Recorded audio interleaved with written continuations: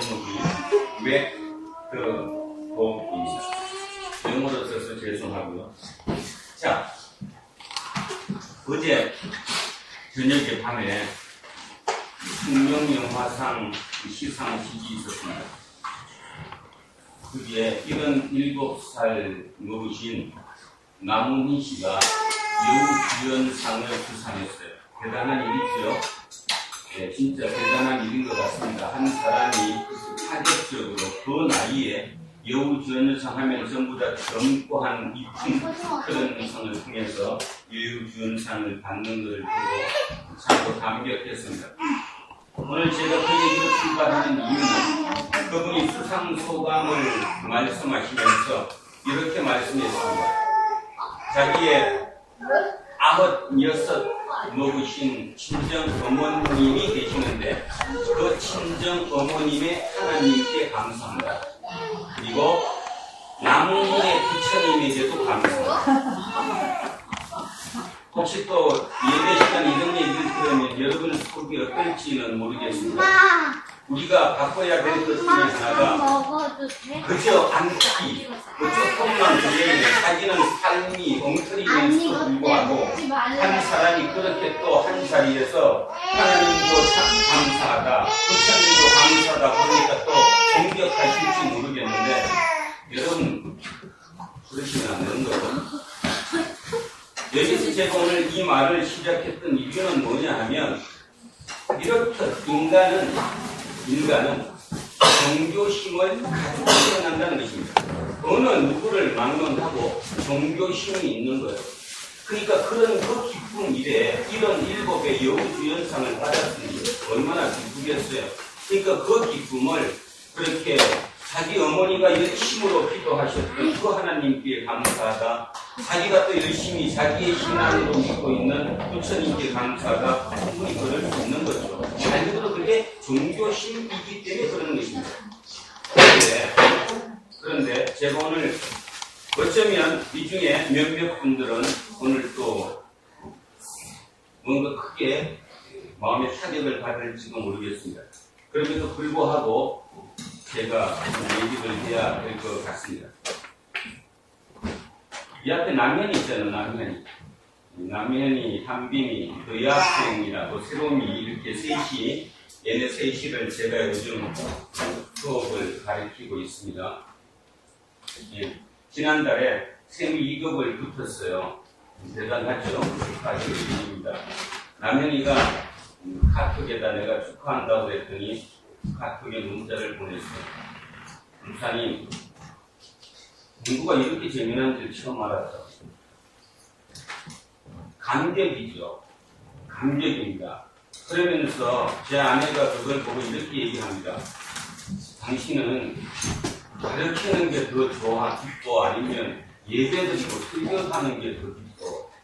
그래서 딱 제게 그렇게 질문을 했어요. 그래서 제가 순간적으로 딱 돌아봤습니다. 지금 제가 뭐가 더 좋을까? 그런데 저는 설교하는 게 더 좋습니다. 왜냐하면 새로운 것이기 때문에 그렇습니다. 지난 43년, 진짜 43년 일시요 오랜 세월 동안 가르쳐왔던 회계의 세법 그것이 아니라 저의 지금은 성경을 공부하고 여러분께 가르치는 것 그것이 제게 가장 기쁨이고 좋습니다.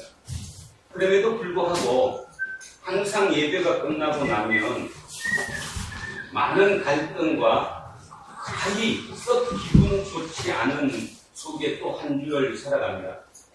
여러 이유가 있겠지요. 제 믿음이 약해서일 수도 있고 또 제가 하나님께 대해서 제대로 모르기 때문일 수도 있습니다. 그럼에도 불구하고 우리는 하나님을 영원히 알 수는 없습니다. 왜냐하면 하나님은 무한하신 분이고 진짜 말 그대로 전지전능한 분이시기 때문에 유한한 인간이 무한하신 하나님을 다 안다는 것은 전혀 불가능하다는 것입니다. 그럼에도 불구하고 오늘도 이양순 집사님 기도하실 때 불안노 교회의 맡긴 역할을 감당하게 해달라고 했는데 맡긴 일이 뭘까? 물론 맡긴 일, 그러면 뭐 쉽게 생각하면 쉬울 수 있습니다. 교회가 해야 될 일, 구제, 봉사, 언금, 그죠? 전도, 뭐 딱 정해진 거 아닙니까? 그런 판에 박힌 그것을 위해서 과연 여기다가 교회를 만들었을까에 대해서는 저는 참 의문점이 상당히 많습니다. 왜냐하면 제가 모자라기 때문이죠. 저는 낯을 많이 가립니다. 40년 이상 강의를 했음에도 불구하고 첫 회강 이런 사람 얼굴을 제대로 쳐다보지 못하는 굉장히 많이 낯을 가리는 사람입니다. 여러분들이 교회를 다니시면서 담임 목사인데 그래도 여러분 들어오면 반갑게 악수도 하고 가서 먹고 저는 그런 거를 실질적으로 잘 하지 못합니다. 그러면 지난 40년 이상 학원가에서 어떻게 제가 버텼느냐? 이런 얘기 참 개성있는 얘기를 좀 해야 되겠네요. 이 앞에 이영미 집사가 있지만 제가 강의를 할 때 어떻게 하면 조금 더 쉽게 이해를 할까? 그래서 제가 그 어릴 때부터 제를 앞에다 놓고 설명도 한 적이 있습니다. 어느 게 더 쉽냐? 이렇게 물어가면서 말 그대로 저는 학벌이었기 때문에 학원에서 버티기가 어려웠죠. 그래서 그 버티기 어려운 그곳에서 제가 살아남기 위해서 오직 열심히 공부했고 진짜 설명에 목숨을 걸었습니다. 어떻게 하면 더 쉽게 설명할까? 깨우쳐야 될까? 결과가 중요한 게 아니라 진짜 선생이 한번 돼볼까? 그런 길로 지금까지 살아왔었습니다. 결과는 대만족이죠. 진짜 대만족이죠. 스스로 생각해도 이 나이 될 때까지 그래서 강의를 할 수 있었다는 그 자체는 제 스스로 생각해도 대단했다라고 생각을 합니다. 그러면 지금부터입니다. 하나님께서 만약에 불안도 기회를 세우셨고 저를 목사로 세우셨다면 제 달란트가 있겠죠. 저한테 주신 능력.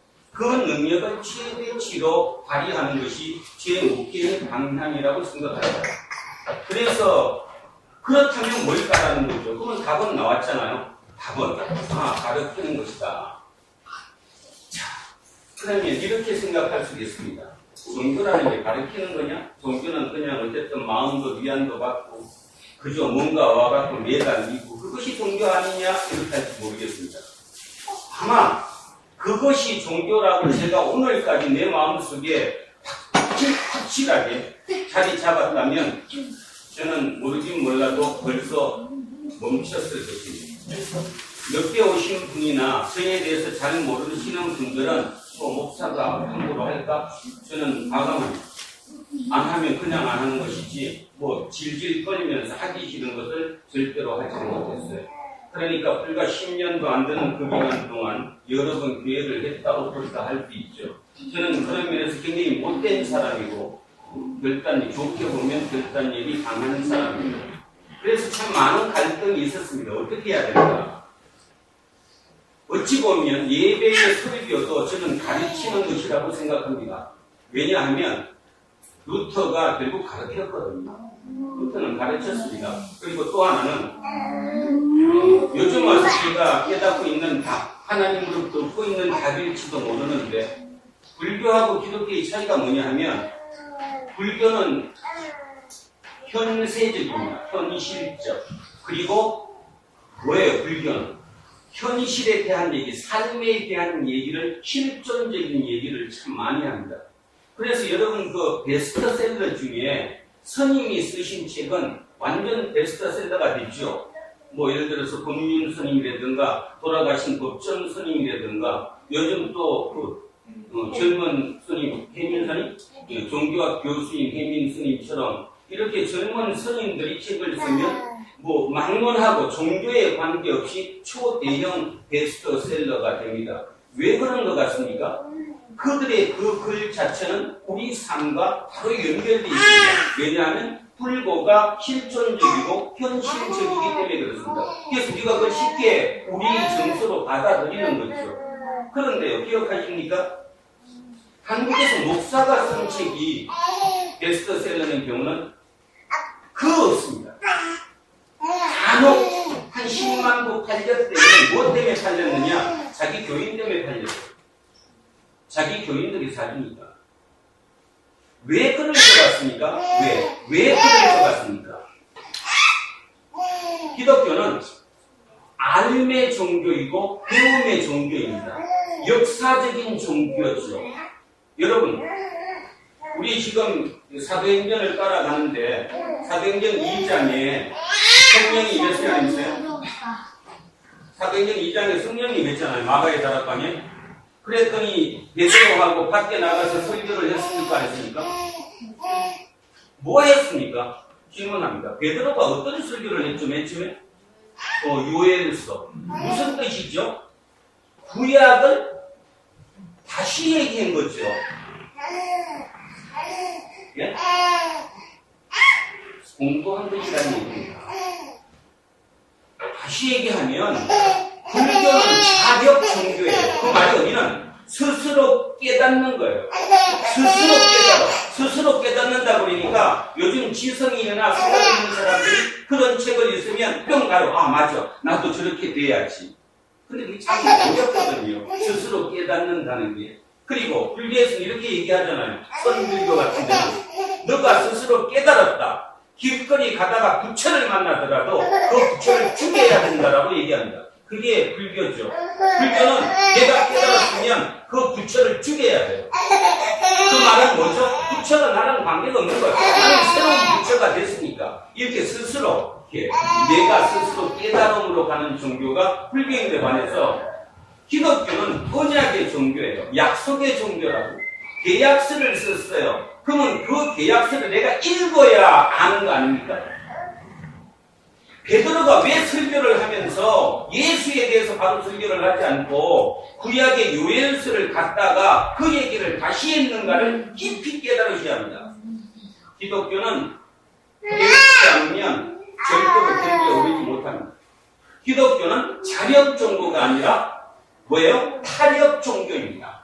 타의 힘에 의해서 내가 구원받는 것이 내 의지와 노력에 의해서 구원받는 것이 절대로 아니라는 거예요. 그래서 이게 우리나라 정서상 베스트셀러가 될 수 없습니다. 그래서 대부분의 책들이 보면 저기에 적혀 있는 아마 지금 저중에 있는 기독교 서적 중에 10권 중에 9권은 다 뭔 얘기입니까? 어떻게 했더니 어떤 기적이 막 일어났다는 얘기로 온통 다 도배가 됐어요. 그래서 그걸 기독교로 몰아가는 거예요. 그러니까 우리는 그 얘기를 들을 때는 맞아 아멘 하나님 축복하시구나 그렇지만 다른 제3자가 보면 참 이런 표현에서 대단히 죄송하지만 참 웃기는 거죠. 웃기는 거. 또 하나 기억하겠습니다. 여러분 구약과 신약의 하나님이 변했습니까? 안 변했습니까? 구약의 하나님과 신약에서 얘기하는 하나님 신이 변했어요? 안 변했어요? 변했죠. 다른 말로 얘기하면 업그레이드 됐어요. 업그레이드. 어떻게 신이 변합니까? 신이 어떻게 변하나? 문제는 신이 변한 게 아니라 우리가 능력이 좋아진 거죠. 2000년 전 고대 인간보다 지금 우리가 이 뇌의 용량이 더 커져서 우리가 이게 지식이 커진 거예요. 그러니까 인식하는 신이 변한 거죠. 그런데도 불구하고 아직도 이 나라 교회에서는 2000년 전 그 야훼 하나님, 구약의 하나님을 끊임없이 붙잡고 앉아가지고 이제 수능 끝났으니까 그죠? 수능 시험 계획 며칠 기도해 미친 짓을 하고 있는 겁니다. 그 방법으로는 불교를 절대로 이길 수 없습니다. 여러분 수능 기도, 수능을 대비한 기도, 100일 기도 절에 한번 가보셨습니까? 기가 막힙니다. 뿅 가게 돼 있어요. 치면서 하니까. 북을 툭 치면서 수백 명이 앉아서 기도하는데 따라하라고. 합격. 기독교가 이길 방법이 없다는 겁니다.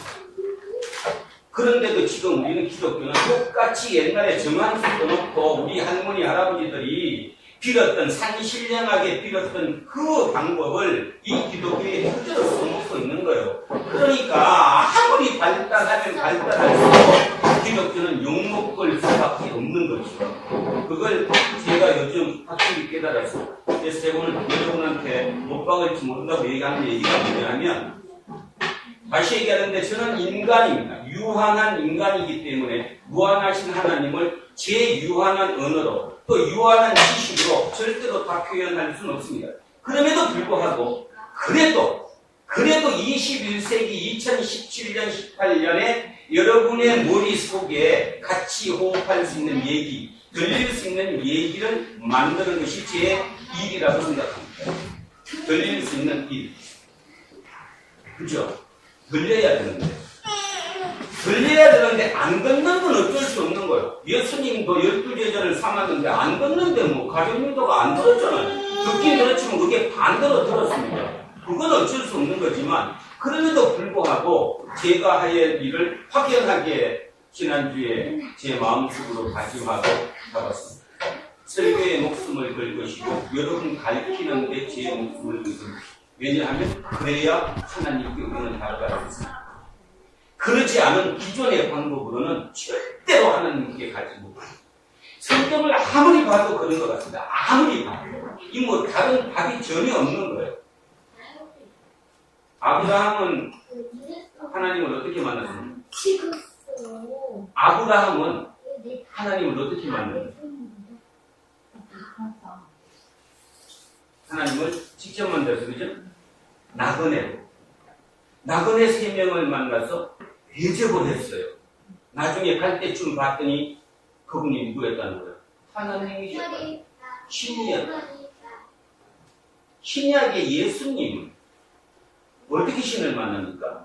성령으로.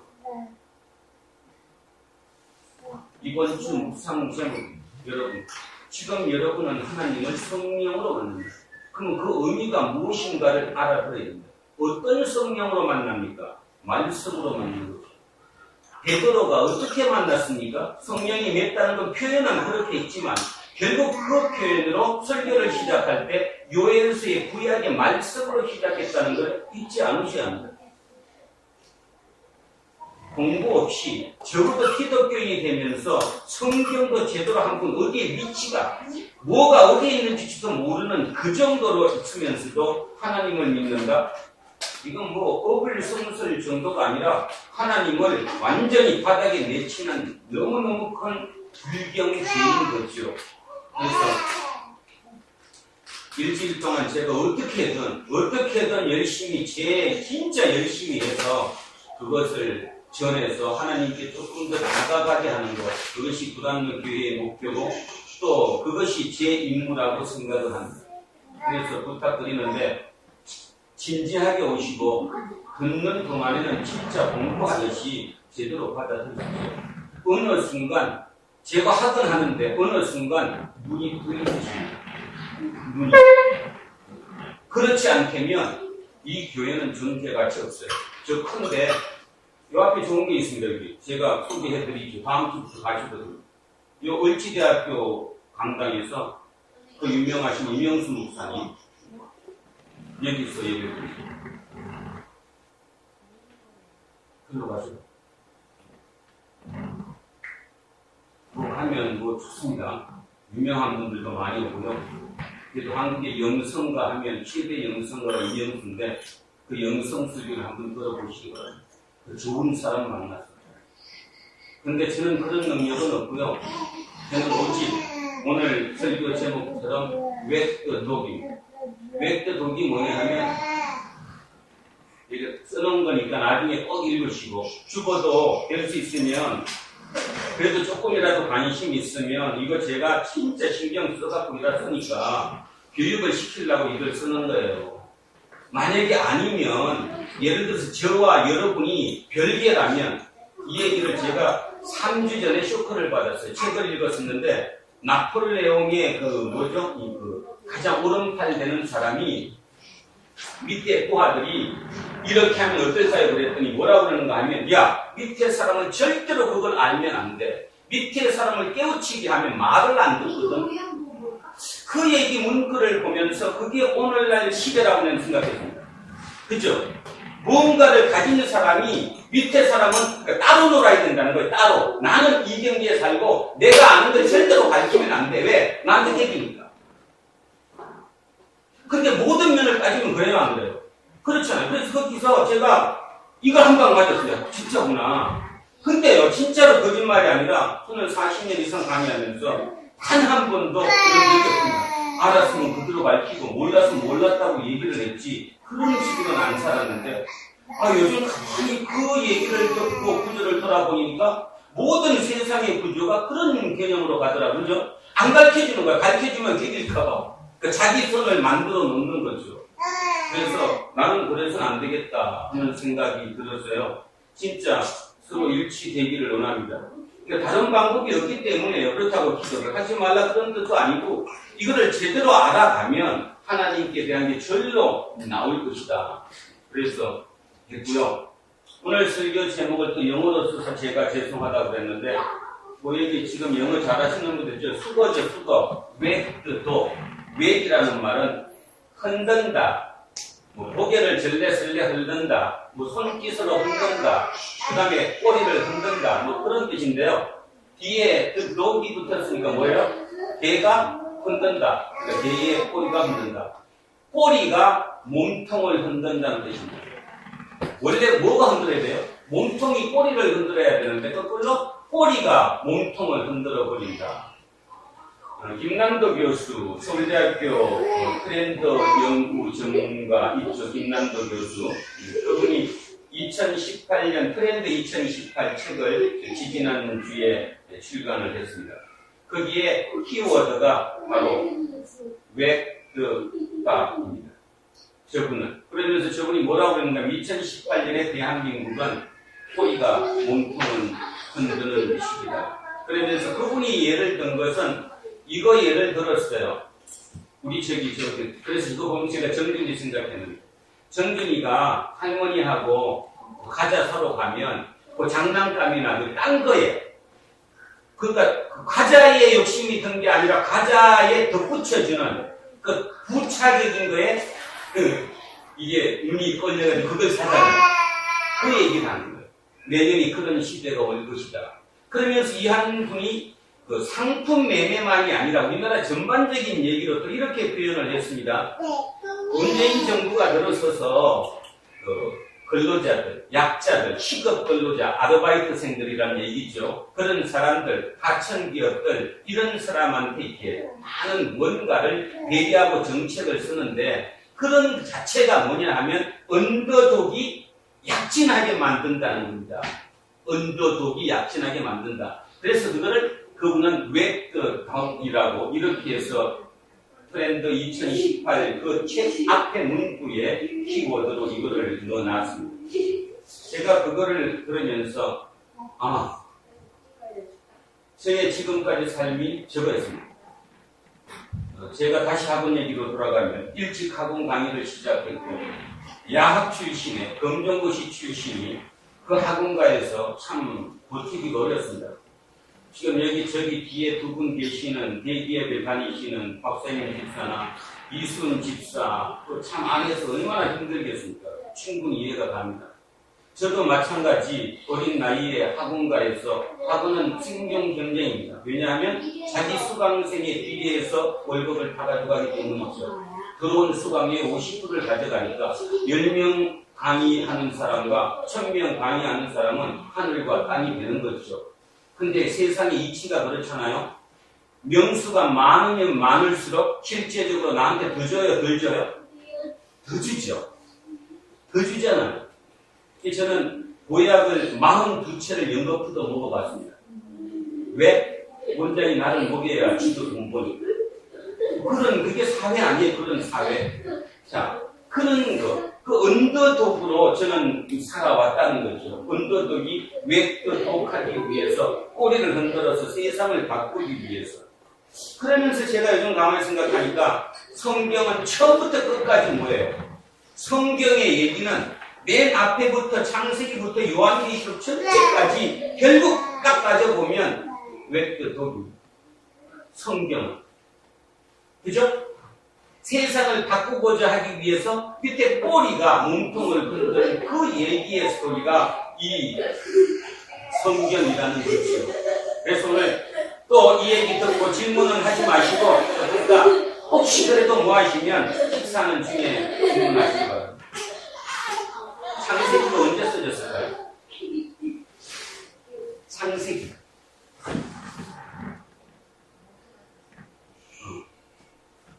그러니까 모세가 썼다고 하고 언제 썼어요? 저것도 받을 것 같은데. 이 다 여러분이 잘못 배웠기 때문에 그런 거예요. 그죠? 그러니까 아까 얘기했듯이 학자들은 연구해서 당연히 아는데 그걸 목사가 배우고 와서 자기 성도한테 얘기를 안 한다는 거죠. 하면 교회가 이탈되니까, 틀이 무너지니까. 그래서 교리라는 것을 만들어갖고 자꾸 거기에 이렇게 덧붙여서 원회가 없어지는 거예요. 창세기는요, 주전 6세기 바벨론 포로 시기 때 쓰여졌습니다. 그런데 창세기 아브라함은 언제 사람입니까? 주전 한 20세기에서 21세기 사람입니다. 그걸 어떻게 알 수 있느냐 하면 창세기 11장 31절인가요? 12장 하기 바로 앞에 절에 보면 아브라함의 아버지 누구죠? 데라가 어디를 떠난다고 나오잖아요. 여러분 그건 꼭 알잖아. 어디 떠나요? 갈대아 우르를 떠난다고 나오죠. 그런데요, 갈대아는 주전 6세기 나라입니다. 그 갈대아의 이름이 우리는 갈대아라고 잘 안 부르고 신바벨로니아라고 부릅니다. 느부갓네살 왕 들어봤죠? 이스라엘을 망해갖고 했던 느부갓네살이 갈대아 제국의 왕입니다. 근데 신바벨론이라는 거죠. 신바벨로니아. 그러면 아브라함은 언제 사람이냐? 아브라함은 주전 20에서 21세기 사람이니까 아브라함은 바벨로니아 사람이거나 아니면 바벨로니아 앞에 나라가 수메르입니다. 수메르. 역사 들어보십시오. 수메르. 그 수메르가 바벨로니아한테 멸망당할 때, 쉽게 말해서 나라가 이쪽이 들어와서 이쪽을 무너뜨릴 때 그때 아브라함이 떠난 거예요. 그러면 아브라함은 어디 사람입니까?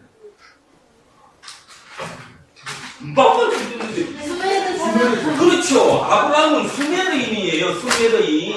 수메르인 아브라함이 그 느부갓네살이라고 표현되는, 대표로 표현되는 이쪽 그 바벨론 그 나라들이 들어와서 바뀔 때, 그때 이탈해서 어디로 간 거예요? 하란으로 간 것입니다. 그러면 창세기에 뭐라고 나와야 되느냐 하면 이렇게 나와야 돼요. 아브라함이 수메르의 우르를 떠나, 아니면 아브라함이 바빌로니아의 우르를 떠나, 이렇게 나와야지 옳은 거잖아요. 근데 창세기는 어떻게 기록되어 있어요? 갈대아 우르라고 돼 있어요. 그러면 이 갈대아가 누구라고요? 갈대아가 지금 자기들이 포로로 잡아다 놓고 자기를 압제하고 있는 신바벨로니아 사람들이 갈대아 사람이라는 거예요. 그러면 창세기가 언제 기록됐어요?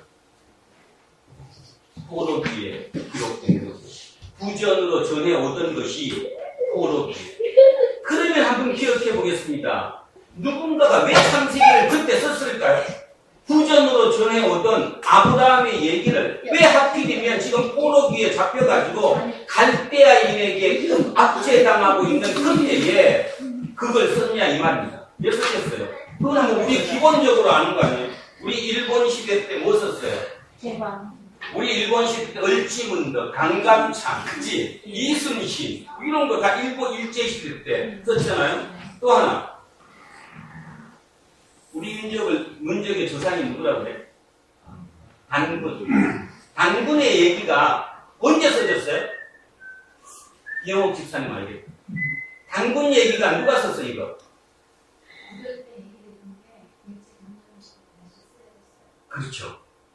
먼저 써진 건 고려시대 때 써졌어요. 1300년 후반에.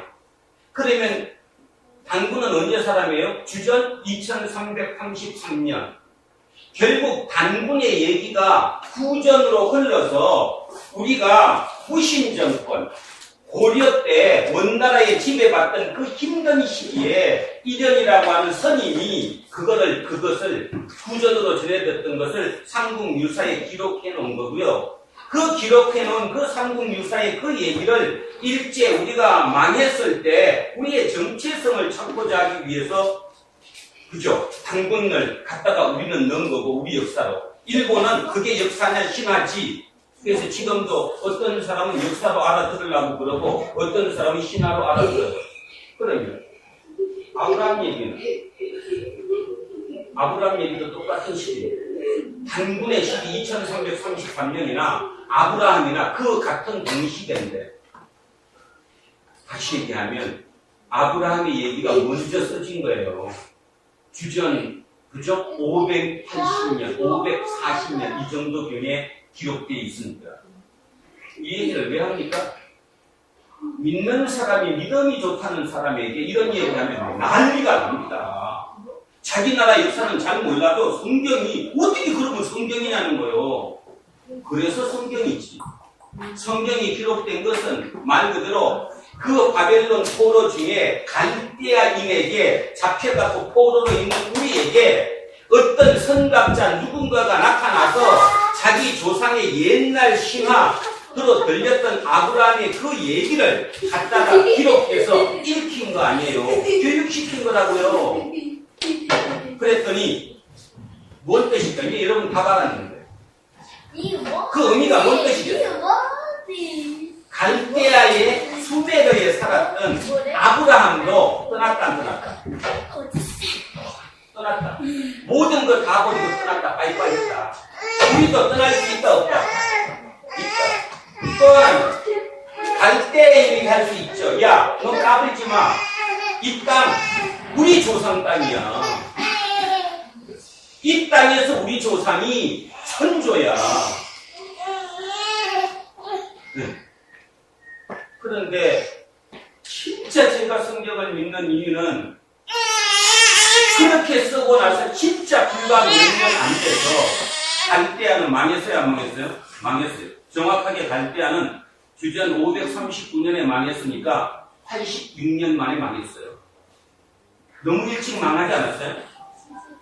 자, 누구한테 망했어요? 이제 그거 합시다. 성경에 나오는데 누구한테 망했어요? 바사의 고레스 왕에게.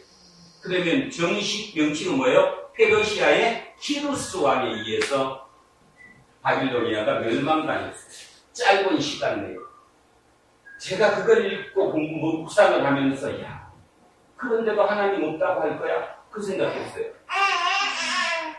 그 포로 시기 중에 그 힘든 가운데 있는 사람들에게 그 2000년 전, 수천 년 전 자기 조상의 얘기를 구전으로 들려왔던 것을 다시 문자로 기록해서 읽혔다는 겁니다. 그래서 갈대아 우르를 떠났다. 그러니까 이놈들한테서 떠났다. 우리 조상은 우리도 떠날 수 있다. 그리고 또 하나는 이 땅이 우리 땅이나 마찬가지다. 우리 조상 얘기부터 출발을 했다. 그런 자긍심으로 뭉친 그 사람들에게 불과 몇 년 안 돼서 진짜 생각지도 못했던 그죠? 페르시아의 키루스 왕이 정복해서 다 보내줬잖아요. 성경은 제가 왜 깨달음이 아니라고 그랬죠? 불교는 스스로 어쨌든 깨달아야 되지만 기독교는 공부해서 알아가는 거예요. 그래서 내 하나님이 누군가를 알아야 되는 거고 그걸 알면 알수록 하나님에 대한 믿음이 더 커질 수 있는 거예요. 그래서 그 믿음이 커지면 결국 그 의미가 뭐냐?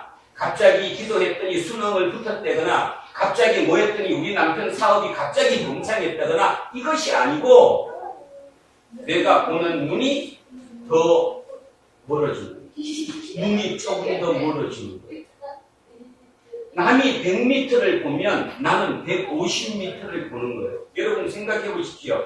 100m를 보는 사람과 150m를 보는 사람은 100m에 아무런 장애물이 있더라도 150m를 볼 줄 아는 사람은 그거에 흔들리지 않죠. 우리 안 흔들리잖아요. 그런데 지금 우리는 어떻습니까? 150m는 크면 남들보다 더 앞이요. 다른 종교 사람들은 그래도 저 100m는 보는데 우리는 30m도 못 봐. 그리고 30m에 뭐가 좋으면 입이 척 부러져서 할렐루야 아멘 하다가 그다음 40m에 뭔가 딱 있으면 하나님 안 계셔. 하나님 안 찾아요. 뭐부터 찾아요? 해결책부터 찾아요. 그래놓고 자기 믿음을 뭐 한다고 얘기를 하는 거예요. 그러니까 다시 얘기하는데 그게 자꾸 쌓이고 세월이 흐를수록 우리 이 젊은 친구들은 절대로 그거 안 믿어요.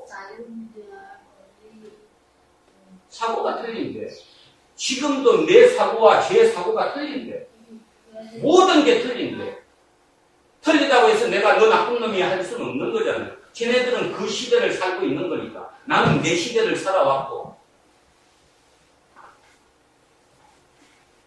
하나님을 믿는다는 것은 갑자기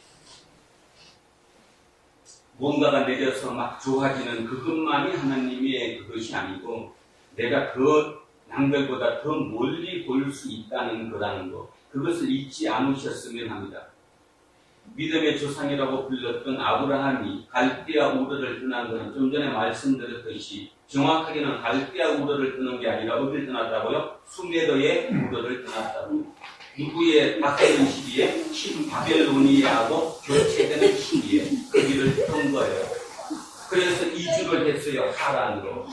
어떻게 이게 역사적으로 증명되느냐? 하란은 원래 달의 신을 숨기는 곳이 아니었는데 이주된 그 이후부터 거기에 달의 신전이 계속 생겨났어요.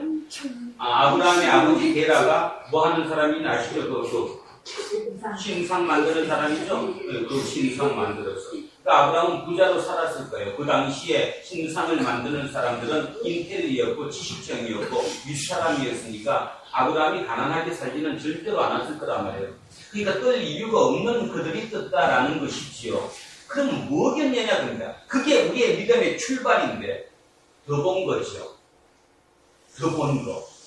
우리보다 조금이라도 더 본 거. 그러니까 떠라 그러니까 뜬 거잖아.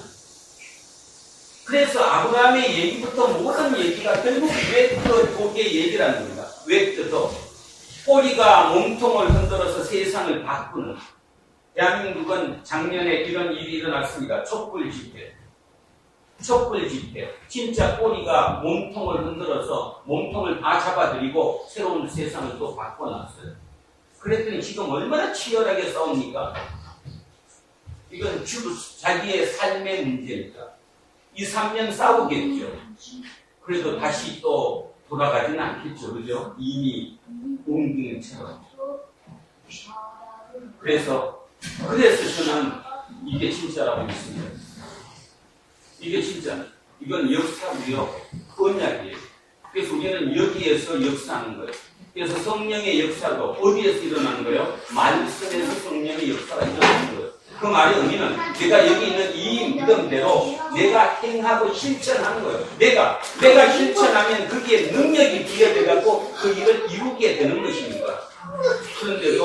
그런데도 불구하고 우리는 나는 안 하고 남이 다 뭔가를 해줘서 하나님이 그걸 해주기를 원하는 그 신앙으로 가는 한 우리는 끝없는 욕을 먹고 말 것이라는 것입니다. 그래서 적어도 두란노 교회만큼은 진짜 하나님께 조금 더 다가설 수 있게 되기를 진짜 진정으로 소망합니다. 그래서 여러분 일요일마다 예배 드리러 오실 때 진짜 예배를 드리는 마음, 예배 드리는 것은 뭐냐 하면 하나님과 교제하고 대화를 나누는 거예요. 물론 제 소극을 저를 통해서 나오는 것이지만 그 중에는 그래도 꽤 받아들일 수 있는 것이 있을 것이고 그를 통해서 여러분 스스로의 여러분 하나님을 이 성경의 말씀을 통해서 만나실 수 있어야 된다는 것입니다.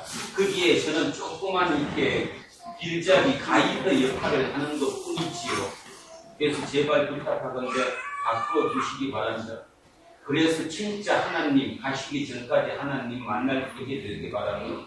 그렇게 하는 그 삶을 통해서 여러분의 하나님이 여러분을 통해서 드러난다는 것, 그거 잊지 않으셔야 돼요. 그죠? 그래서 김상훈 목사가 자기 아들한테 안수해주면서 십자가 쳤다고 얘기하는 그 얘기가 진짜 쪽팔린 얘기가 세상에 회자되는 일은 이제 멈춰야 된다는 얘기입니다. 누가 그걸 믿어요? 십자가요? 10만 명, 1년에 예산 1,000억에서 1,200억 부모는 그 자리를 아들을 앉혔다고 자기 아들을 아버지가 십자가 길로 보낸 거예요? 그래서 그게 박수치고 안주하고 할렐루야 아멘 해야 되는 거냐 이 말입니다. 신약자들의 공통 얘기는 대한민국의 가장 거짓 설교가 김상환. 신학이 없다는 거예요. 그건 신학이 없어요. 그냥 저 동네에 무당이 그저 기분 맞춰주는 얘기밖에 아무것도 없다는 거예요. 그럼에도 불구하고 대한민국 교회는 김상환 목사한테 결정해요. 왜? 돈 때문에. 그 1년에 예산 1,000억 때문에. 그게 없으면 통합이 돌아가지 않거든. 최근 들어와서 몇몇 사람들이 양심선언 합니다. 양심선언. 여러분은 아실 것입니다. 여기 오래 했던 사람들은 지금 이영미 집사 앉았던 저 자리에 예전에 처음 시작할 때 정성호 목사라고 미국의 덴버 신학교 조직 신학 교수와 런던 대학교 교수였던 그 부인이 이 자리에 와서 예배 드린 거 기억하실지 모르겠습니다. 그 정성호 목사가 김상환 목사가 돈을 대갖고 교육시킨 자기 후계자로 삼기 위해서. 그런데 그때 왜 여기를 찾아왔었느냐 하면 김상환 목사가 자기를 불러서 얘기했대요. 미안하다. 약속을 못 지켰다. 그래서 그 주 여기 와서 예배 드리고 갔습니다. 그분이 성남 출신이거든요. 신광교회라고 저 제1시장 중앙시장 위에 있는 신광교회 아버지가 신광교회 목사 초대 목사셨습니다. 대구 사람이시고 그래서 여기를 한 분 찾아왔던 간 적이 있는데 그때 저는 이미 알아들었죠. 그분을 통해서 후계자는 아들이 되는 거구나. 결국 그 일이 지금 5년 만에 고스란히 이루어지면서도 별얘기 다 하는 거예요. 십자가 길로 보냈다는 소리를 하지 않나 이런 위층 소리를 들으면서 당연한 것처럼 그걸 왜 개겨? 안 개기려고 그래요. 왜 또 독을 해야 되는데 꼬리를 흔들어서 몸통을 바꿔야 되는데 그냥 뭐 좋은 게 좋은 거지. 우리는 힘이 없으니까. 꼬리가 힘이 있으니까 꼬리는 힘이 없으니까. 그럼에도 불구하고 꼬리가 계속 흔들다가 보면 몸통도 흔들리는 거예요. 세계의 역사는 어떤 역사든 간에 역사라고 하는 모든 것은 결국은 꼬리가 몸통을 흔들어서 뒤집어주는 그 과정을 통해서 여기까지 온 것입니다. 그렇죠? 뭐 여기만이 아니라 역사 자체가 그렇죠? 결국 그게 안 흔들렸다면 또 되지 않은 거예요. 오늘 그것을 기억하면서 도란노 교회가 어떻게 가야 할 것인가에 대한 답을 조금이라도 얻었으면 참으로 좋겠습니다. 자, 오늘의 얘기가 똑같습니다. 오늘의 본문을 보면 이 오늘의 본문이 어쩌면 기독교 역사의 가장 큰 쇼킹한 얘기입니다. 이게 자 유대에 있는 사도들과 형제들이 이방인들도 하나님의 말씀을 받았다함을 들었어요. 베드로가 예루살렘에 올라갔어요. 그랬더니 누구가? 할례자들이 비난했어요. 어떻게 무할례자의 집에 들어가 함께 먹었냐고 묻는 거예요.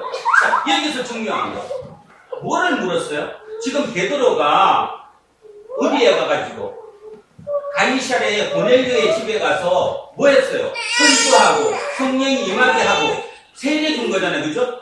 그러면 여기서 뭐를 잡아야 되느냐 하면 왜 이방인한테 가서 세례를 줬냐? 그거 잘못된 거 아니냐? 이렇게 얘기해야 되잖아요. 여기 보세요. 뭐 얘기했어 지금? 왜 먹었냐? 왜 그럴까요? 세례는 구약에 없어요. 구약에 세례 줬단 말 있어요? 근데 구약에 신명기에 뭐는 있어요? 무할례자가 하고는 밥도 같이 먹으면 안 되는 거죠.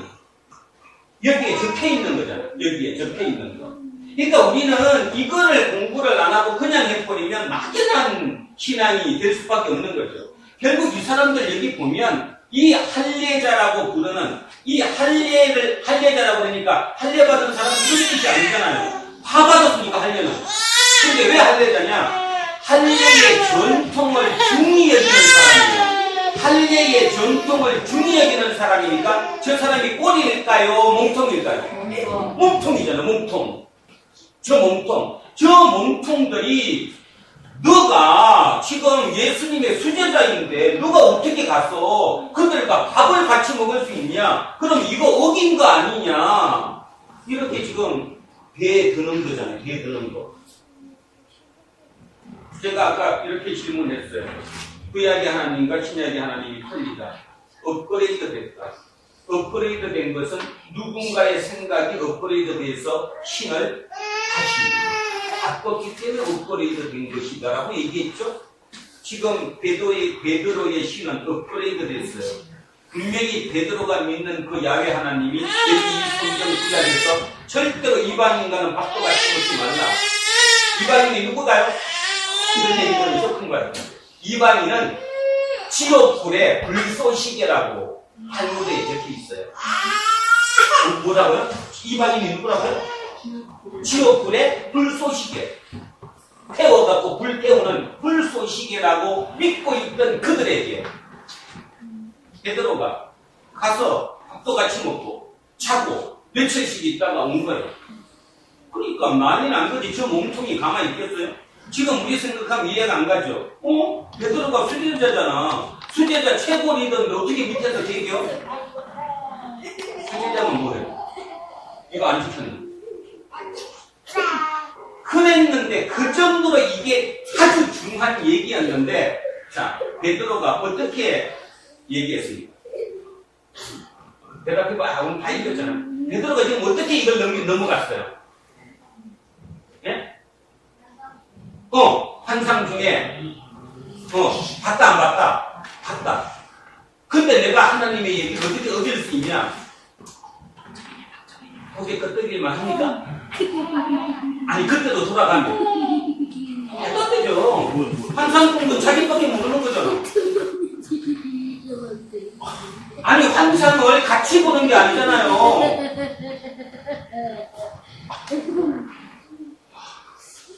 아니야? 응. 베드로의 배짱이 대단한 거죠. 바로 이 얘기를 여러분에게 오늘 들려주고 싶은 거죠. 웹도 독이라는 게 만만한 일이 아니라는 거예요. 뚝심이 없으면, 자기에 대한 확신이 없으면 절대로 못하는 거예요. 그죠? 예를 하나만 들을게요. 박세민 집사님. 네. 만약에 앞에 1억이 있고요. 10만 원이 있어요. 근데 정준이 보고 너 골라 그랬더니 정준이가 1억을 안 고르고 10만 원을 골랐어. 그럼 속이 어떻겠어? 아니 근데 지금 얘기하고 아니 2개 주고 골라라고 그랬더니 이놈이 이렇게 하려고 그랬더니 10만 원짜리 걸렸다면 속 터져요 안 터져요? 터지죠. 안 터져요? 터지지. 주택이라도 빨리 바꿔라고 해야지. 근데 우리는 지금 신앙이 어떻다? 1억짜리 안 건드리잖아. 1억짜리 안 건드리고 10만원짜리 뺏으려고 별짓 다 하고 있는 거야. 그게 죽음과 관계되는데도 불구하고 예수 그리스도는 생명이라고 영생이라고 얘기하는데도 불구하고 저 멀리 있는 얘기잖아. 알라고 안 하잖아요 지금. 알라고 안 하니까 안 들리는 거예요. 안 들리는 거. 안 들리니까 저 10만 명 하는 거기 가서 열광하고 그 짓거리 하는 거예요. 그 얘기가 다 들어도 맞거든. 이 말도 맞고 저 말도 맞고 어차피 내가 능력이 없으니까. 오늘 이 얘기를 보면 이거 한번 생각해 보시라고. 베드로의 이 배짱과 이 힘이 어디서 왔느냐 이거예요. 결국 이 얘기는 뭐냐면 베드로의 마음속에 뭐가 임했다고 볼 수밖에, 성령이 임했다고 밖에 볼 수 없는 거잖아요. 여러분 이런 일이 얼마나 있습니까? 어마어마하게 있는데도 불구하고 우리는 그냥 피해가잖아요. 그리고 기도해. 하나님 지금 어떻게 빨리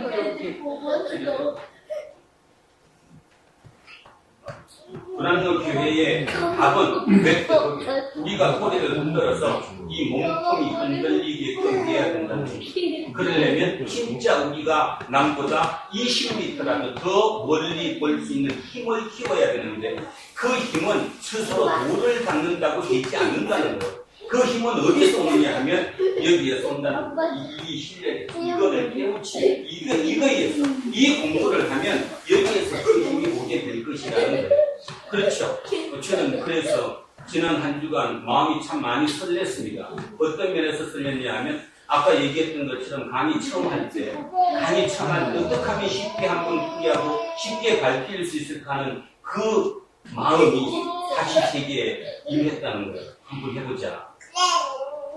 네, 한번 해보자. 그 다음에 진짜 이 땅을 떠날 때 맨날 우리 기도할 때 얘기하는 생명 완성이 내 숨이 넘어가는 순간 이루어지는 그 얘기가 우리 모두에게 임하게 해보자. 그래서 조금만 더 하면 우리는 진짜 꼬리를 스스로 흔들 수 있다. 지금이야 조금밖에 못 흔들겠지만 어느 순간 되면 막 흔들 수 있다. 몸통이 흔들릴 때까지. 그것이 되면 여러분은 이 땅의 삶 자체가 진짜 행복한 삶이 될 것이요. 기쁨의 삶이 될 것입니다. 그리고 제가 지난주 이 설교하면서 제가 나중에 기도하면서 그 느낌을 받았어요. 범사에 감사하라. 그죠? 그것도 감사해라. 그죠? 감사하라. 참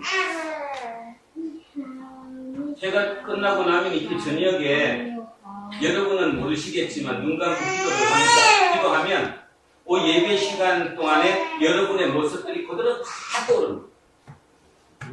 내가 지금 안 봐도 저 지금 이정근 권사님 봤는데 이정근 권사님을 보는 게 아니라 여태까지 다 떠오르게 됐어요. 여러분 그거 앞에 서 보신 분은 기억할 것이 압니다. 어디 지금 뭐 했는지 그죠? 그 순간에 지금 어떤 하고 있었는지를 다 떠올려요. 그러면서 지난 주간도 참 마음이 얼굴이 갑자기 막 열이 막 확 올랐어요. 참 쪽팔리잖아요. 어떻게 목사가 설교를 얼마나 못했으면 참 비웃음은 또 뭐 하지만 웃기는 얘기로 들리지 않는 얘기로 말 그대로 그냥 이 의문이 그냥 울림이 여기를 통과해서 지나가는 걸로 끝나고 말았을까에 대한 그런 생각을 참 많이 합니다. 그런데요, 진짜 그렇게 하려면 조금만 더 하게 되면 이제 어느 순간 들리게 될 것이고 들리게 될 것이면 인생이 진짜 변할 수 있다. 그 방법을 한번 찾아보자. 그 와중에 제가 오늘 이런 설교를 하게 됐습니다. 혹시라도 마음속에 조금 뭐가 되셨다면 용서를 구하고 싶고요. 앞으로 도란노 교회는 그런 식의 교회를 한번 이끌어 보고 싶습니다. 그래서 오늘 대리인전 마지막 주일이라고 하니까 오늘 마지막 주일이고 다음 주가 대리인전 첫째 주일입니다.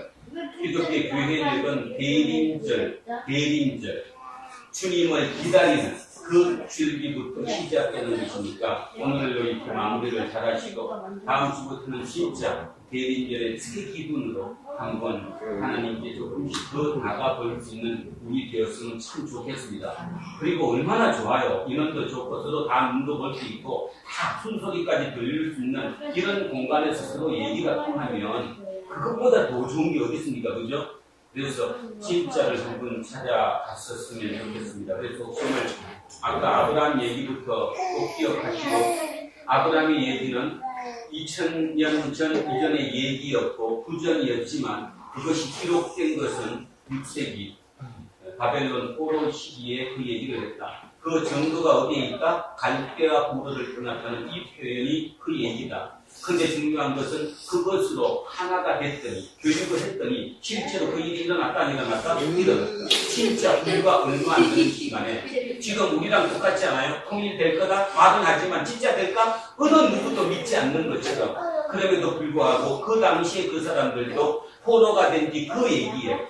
그러면 혹시 이 중에 저한테 이런 질문 할 수 있어요. 앞에 보면 70년 만에 회복됐다고 그랬는데 자, 이 얘기를 오늘 쇼코로 마지막 드리면서 끝내고 성경은 결과를 기록한 겁니까? 아니면 일어나기 전에 먼저 기록한 겁니까? 일어난 후에 결과를 놓고 기록한 겁니까? 아니면 일어나기 전에 미리 기록한 겁니까? 모든 성경은, 여기에 있는 모든 성경은 다 나온 결과를 후에 기록한 겁니다. 그러니까 뭐예요? 다 딱딱딱 맞아 들어가죠? 그 얘기는 우리에게 하나님 오늘 이렇게 얘기하는 거예요. 야, 너 이거 믿어. 그리고 내가 기록한 거 너 해봐. 그럼 결과 그렇게 나와. 우리 보고 실천하는 얘기예요. 그래서 이 얘기를 또 처음 들으면 난리 납니다. 제가 지나가는 방송을 누구도 모르고 목사고 지금 그런 소리 아니에요. 다시 얘기하는데요. 성경의 기록은 역사적 그 모든 기록은 결과가 끝난 다음에 기록한 것이지 미리 기록한 거 아니에요. 우리가 그렇게 읽는 것 뿐이지. 그죠? 그러면 당연히 70년 뒤에 뭐 할 거다. 우리는 회복할 거란 얘기가 앞에 써질 수 있는 거죠. 나중에 결과는 이미 끝난 다음에 성경이 그래서 하나님 말씀에 올인하고 진짜 기독교가 불교하고 틀리다는 거, 타협 종교라는 거, 우리는 공부를 하지 않으면 믿음에 이룰 수 없다는 것을 잊지 않는 저와 여러분 되시기를 주의 이름으로 축원드립니다. 감사합니다. 하나님, 오늘도 우리는 베드로를 한번 잠시 생각해 봤습니다. 베드로, 우리는 무식하다고 얘기하고 어부였다고 얘기하고 그렇게 얘기합니다. 근데 이 베드로가 그 당시의 모든 관습과 하나님의 말씀을 어기고 꼬리를 흔들었습니다. 그랬더니 엄청난 안음이 온 거지요.